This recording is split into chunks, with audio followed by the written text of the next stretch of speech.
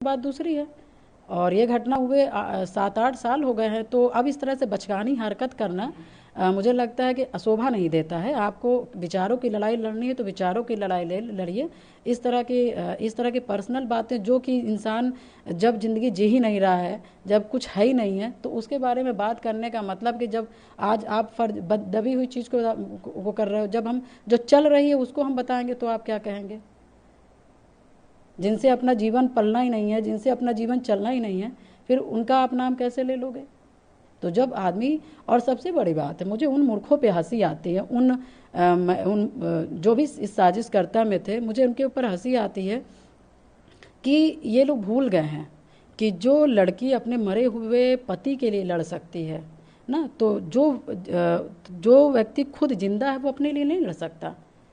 तो हम गुलाम वाले लोगों में से नहीं हैं। हम गलती करेंगे तो हम अपने से मरने के लिए सोच लेंगे, किसी को कहने की ज़रूरत नहीं है और लिखने की ज़रूरत नहीं है। मगर मैंने गलती नहीं किया होगा, और जिन लोगों ने ज़िंदगी मेरी बर्बाद की होगी और जिन लोगों ने षड्यंत्र किया होगा, फिर मैं उनको भी छोड़ने वाली महिला नहीं हूँ। मैं बहुत सीधी हूँ, बहुत सीधी हूँ। मैं एक ज़बान किसी से नहीं बोलती, पूरा विधानसभा मैं अपनी बात नहीं रख पाती हूँ। मगर जब मेरे स्वाभिमान पे उंगली उठाई जाएगी तो एक एक चीज़, सच बात सामने आ जाएगी, और मुझसे ज़्यादा पता नहीं कितने गंदे लोगों के चेहरे सामने आ जाएंगे और नाम आ जाएंगे, खुल जाएंगे अपने आप।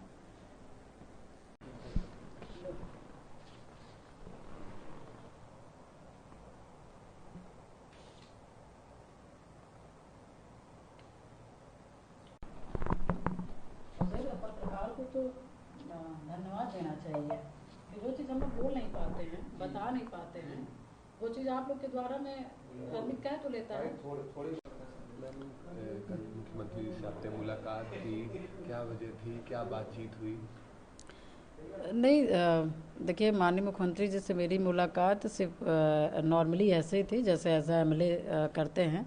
और बस जो मेरे क्षेत्र के काम हैं, जो बड़े बड़े काम थे, और जो काम नहीं नॉर्मल हो सकते हैं, उन काम के लिए मैं मिलने गई थी। और सदन के बाद जब ख़त्म होता है तो मैं एक बार जाती हूँ और अपने क्षेत्र का जो भी काम रहता है वो देने का काम करती हूँ जी। तो नॉर्मली था। आपकी मुलाकात के बाद से तमाम जगह सोशल मीडिया पे कयास लगाए जा रहे हैं कि आप भारतीय जनता पार्टी जल्द ज्वाइन कर सकती हैं, क्या सोचा है इसको लेकर? नहीं, देखिए, मैं क्या करूँगी इसका तो मुझे भी अभी पता नहीं है। मैं आगे ही पता चलेगा। मुझे तो अभी इसके बारे में कुछ भी नहीं बता सकती हूँ, कह सकती हूँ।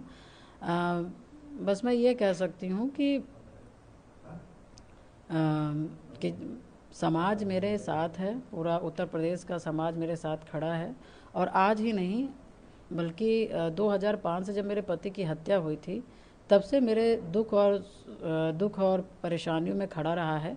और अभी तो मैं उनके साथ ही हूँ, और उनके लिए ही काम करना है, अपनी जनता के लिए काम करना है और अपने समाज के लोगों के लिए काम करना है। क्योंकि मैं अपने समाज के कई ऐसे संगठन हैं जिसमें मुझे पद मिला हुआ है, तो उन्हीं के लिए मैं काम करती हूँ, आती हूँ, जाती हूँ। और उन्होंने मेरा संघर्ष बहुत साथ दिया है, तो इसलिए मैं उनके संघर्ष में भी खड़ी रहूँगी। मैम, आपने विधानसभा में अपनी जो बात रखी उसके बाद ठीक बाद समाजवादी पार्टी ने आपको पार्टी से निष्कासित कर दिया, क्या वजह लगती है आपको? जो आपका वक्तव्य था वो वजह है या कुछ और? नहीं, देखिए, मुझे जो समझ आता है वह आप लोग ने भी बहुत निकाल दिए हैं।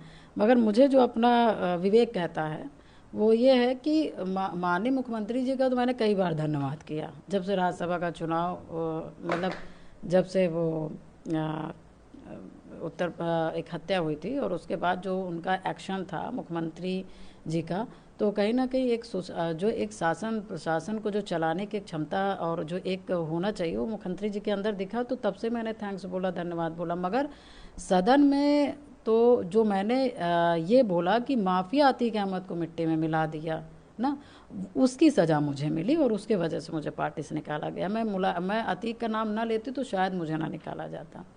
मगर वो मेरा दुश्मन है, उसने मेरी पूरी ज़िंदगी उजाड़ के रख दी। मैंने लोगों के लिए लड़ाई लड़ी, उत्तर प्रदेश की जनता की लड़ाई लड़ी जो उनसे पीड़ित थे, महिलाओं बेटियों के लड़ने का काम किया। मेरे साथ अत्याचार हुआ, मैंने लड़ने का काम किया, तो उसको तो मैं भूल पाऊंगी नहीं।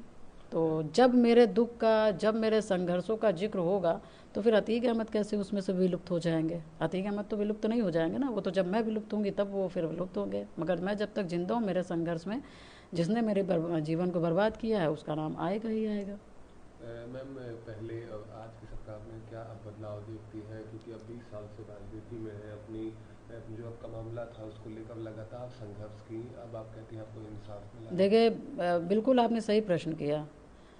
पहले की सरकार में अब की सरकार में इतना अंतर है कि उत्तर प्रदेश में एक विधायक की हत्या होती है और वो विधायक की हत्या होती है और उसके बाद उस विधायक की डेड बॉडी नहीं मिलती है। एक विधायक की डेड बॉडी को जला दी जाती है, फेंक दी जाती है। पता नहीं, ये लोकतंत्र की व्यवस्था आप देखिए कि उसके बाद फिर डेड बॉडी जला दी जाती है। उनकी माँ, उसकी पत्नी दिन रात गली गली घूम रहे हैं, शासन प्रशासन अधिकारी के दरवाजे खटखटा रहे हैं। उसके बाद भी मतलब कि दर्शन के अंतिम दर्शन करने का भी एक मौका नहीं दिया जा रहा है। और उसके बाद फिर क्या कहते हैं, जनता भी त्राही माम जनता भी जितना अपना आक्रोश दिखा सकती है कि सिर्फ राजू पाल को हमको एक बार दिखा दो। उसके जनता ने जो मतलब छोटे छोटे बच्चों के ऊपर लाठीचार्ज हुए, मारे गए, उनके आँख फूट गए, हाथ टूट गए, कई लोगों को, कई लड़कों के ऊपर गोली चला दी गई, वो ऑन द स्पॉट मर गए, मतलब ख़त्म हो गए, ट्रेनें रोक दी गई। जो भी जनता के जो भी आया मतलब एक हाहाकार हो गया। उसके बावजूद भी एक विधायक की हत्या होने के बावजूद भी मतलब कि जनता हाहाकार कर रही, उसके बावजूद भी मारने वाले के घर से एक को भी इनकाउंटर नहीं करते हैं और एक को भी सज़ा नहीं मिलता है। और हत्या के इतने साल 17-18 साल होने के बावजूद भी कुछ नहीं होता है। ये पहले की सरकार थी। और आज की सरकार की मैं बात करूं तो एक नॉर्मल सा, एक कॉमन सा व्यक्ति मरा, उसकी हत्या होती है और हत्या होने के बाद फिर यही मुख्यमंत्री जी हैं जो उन्होंने एक जो मुख्यमंत्री जिस तरह से होने चाहिए, शासन प्रशासन में जो अपना एक पकड़ रखना चाहिए ना, एक सुशासन दिखाना चाहिए, उन्होंने एक नॉर्मल आदमी मरा, एक आदमी की हत्या हुई और उन्होंने जिन लोगों ने हत्या की थी, माफिया का बेटा था, माफिया का पुत्र था, उसके बावजूद भी कुछ भी ना सोचते हुए ना डरते हुए उन्होंने इतना बड़ा कदम लिया कि माफिया के लड़के का भी इनकाउंटर कराने का काम किया। तो ये परिवर्तन नहीं है। मैं मानती हूँ कि ये बहुत बड़ा परिवर्तन है।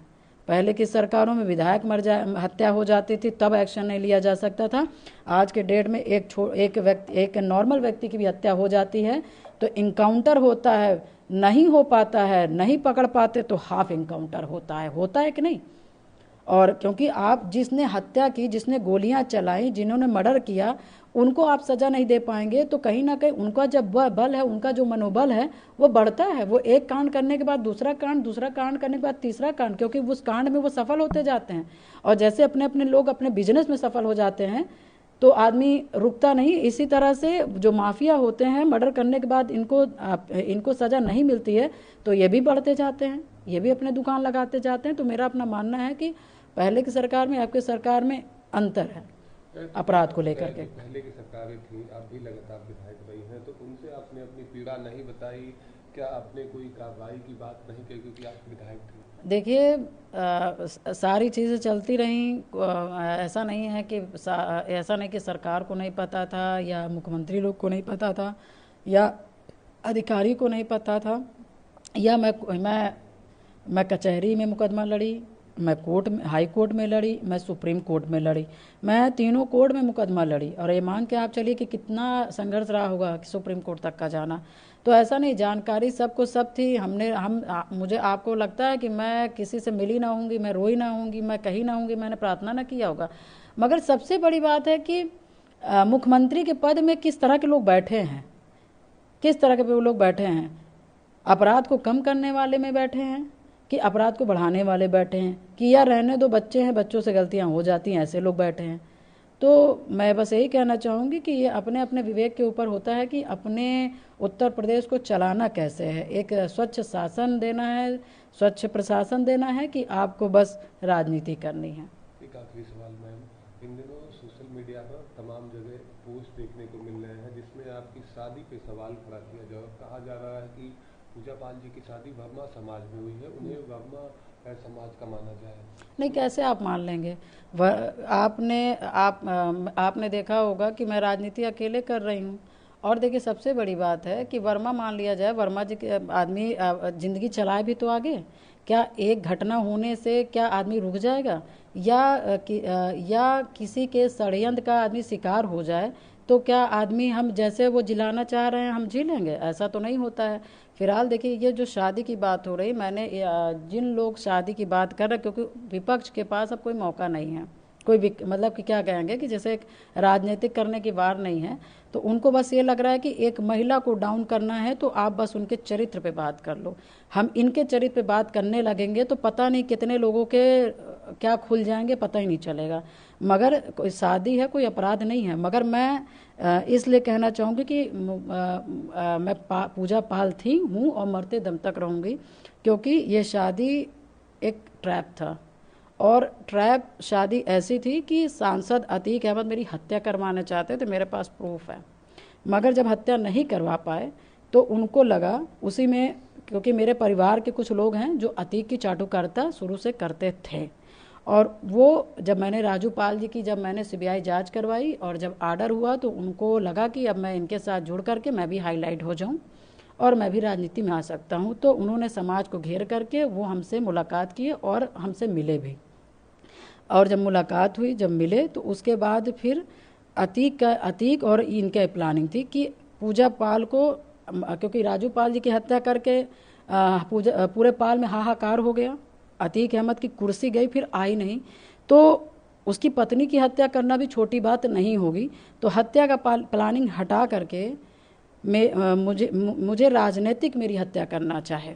और जब इन्होंने कहा कि ऐसा है कि कोई और कहेगा तो कुछ नहीं होगा, तुम इमोशनल करो, इन्होंने फिर मेरे परिवार के एक भाई हैं जो अतीक से टच रहते थे, उन्होंने उधर भी मिले थे, इधर भी मिले, और पब्लिक को गुमराह किया, प्रशासन को गुमराह किया, सरकार को गुमराह किया। गुमराह करते हुए उन्होंने क्या कहते हैं, शादी का इन्होंने एक रचा, और मतलब 6 महीना तक, क्योंकि मैं नहीं कर, जो लड़की 2005 से लेकर के 2017 तक शादी नहीं की, उसको अभी क्या वो हो जाएगा कि शादी करने के लिए पगला जाएगी। मगर हाँ, जब कोई दूसरा बंदा कहेगा तो उसके दिमाग में कुछ नहीं आएगा, कोई दूसरे जात का व्यक्ति कहेगा तो वो भावना से नहीं जुड़ेगा। मगर घर में माँ से मैका, पहले माँ का शब्द आ जाता है तो कहीं ना कहीं भावुक हो जाता है, और बड़े भाई होने के नाते ये होता है कि हाँ हो सकता है सही कह रहे। उसके बाद फिर आप जब 6 महीना लगातार आप सिर्फ और सिर्फ एक ही उस पे उद्देश्य पे काम कर रहे हैं तो कहीं ना कहीं आप शायद सफल हो जाएंगे। और वही उद्देश्य उनका हुआ कि अतीक का अपना वो था कि इसको तैयार करो, और क्या कहते हैं, बस हमारा ये कि भाई आपको विधायक बनना है, मैं विधायक बना दूंगा, मैं सांसद बन जाऊंगा। और सबसे बड़ी बात, जो एक गले की हड्डी है, राजू पाल का मुकदमा, ये लड़की यहाँ से हटती है तो हमारा मुकदमा से निजात मिल जाएगा, हमारी सांसदी वापस आ जाएगी, हम तुम्हें विधायक बन जाओगे, समाज इसको थूकेगा, समाज इसको बहिष्कार कर देगा, समाज इसकी बात नहीं सुनेगा और हम लोग के सारे कांटे निकल जाएंगे। मगर हाँ, ये भी सच्चाई है कि जब मुझे ये पता चला, और तुरंत ही भगवान के दिन पता चल गया, क्योंकि मैंने एक देखा है कि हम जैसे लोग को सिर्फ आप थोड़े दिन तक का परेशान कर सकते हो मगर अपने मिशन से हटा नहीं सकते। मुझे जैसे पता चला कि उन्होंने कि मेरे से कहा गया कि अपना मुकदमा भाई दे दो, मैं मुकदमा लड़ूंगा। आप क्यों परेशान, मतलब आप इतना परेशान हो ली, आपकी ज़िंदगी कैसे कटी होगी भाई, वो मैं समझ रहा हूँ, ये वो जैसे भी उन्होंने वो किया, तो हमें लगा ठीक सही कह रहे हैं। उसके बाद जब मुझे जैसे पता चला कि मेरे साथ ये मतलब कि षड्यंत्र है, तो मैंने इस शादी का तुरंत विखंडन किया, तुरंत तत्काल प्रभाव से। 18 में हुआ, 18 में मैंने अप्लाई किया।